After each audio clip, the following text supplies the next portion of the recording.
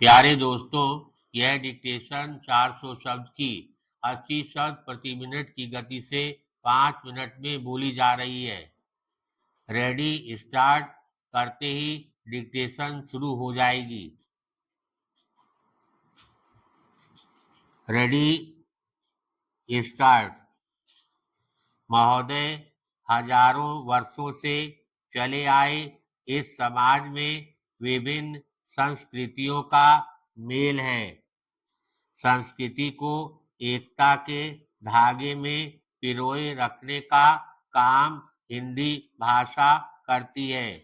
बहुत से नेताओं ने त्रिभाषा फार्मूले द्वारा और कोठरी आयोग ने भी हिंदी भाषा का प्रसार किया। इसी तरह के प्रयास जारी रखने के लिए नेताओं का योगदान महत्वपूर्ण है। हिंदी के विकास में राजनीति न आए तो देश के किसी भी प्रांत से हिंदी भाषा का विरोध होना असंभव है। हिंदी भाषा और अन्य भारतीय भाषाओं का शब्द भंडार समान होने के कारण किसी भी नागरिक के लिए हिंदी सीखना बहुत आसान है। इसलिए राष्ट्रीय एकता में हिंदी भाषा का योगदान अन्य भाषाओं से कहीं अधिक है। राजनीतिक एकता में भी हिंदी का योगदान है। अगर समय के साथ हिंदी भाषा का महत्व इसी तरह बढ़ता रहेगा तो एक दिन जनता में प्रांतीयता की भावना का अवश्य लोप होगा, जिससे हिंदी भाषा का भौगोलिक, ऐतिहासिक और स्वाभाविक महत्व भी बढ़ जाएगा और प्रांतों की एकता भी मजबूत रहेगी। सिर्फ हिंदी एकमात्र भाषा रही तो देश में भाषा के प्रसार और स्थिरता में सहयोग होगा। बड़े अधिकारियों की पात्रता परीक्षाएं अगर अंग्रेजी की बजाय हिंदी में ली गईं तो उन्हें देश का अनुशासन संभालना आसान हो जाएगा।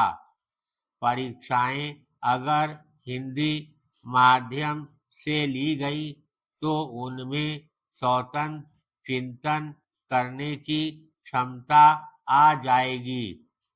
अगर इसी तरह हिंदी भाषा का उज्जवल रूप बढ़ता रहेगा तो एक दिन अपना यह भारत शुद्ध हृदय से हिंदी का देश हिंदुस्तान कहलाएगा। पैराग्राफ।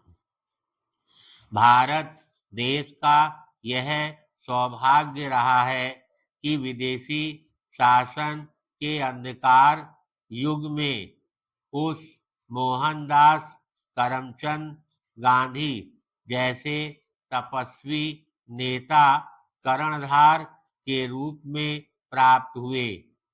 जीवन का कोई ऐसा क्षेत्र, समाज का कोई ऐसा अंग और देश की कोई ऐसी समस्या नहीं थी जिसका अध्ययन इस महात्मा ने ना किया हो।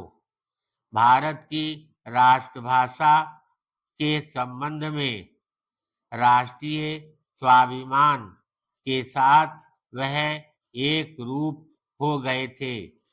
गांधी जी ने अपने महत्वपूर्ण कार्यों में हिंदी की सेवा और उसके प्रचार प्रसार को भी अपनाया।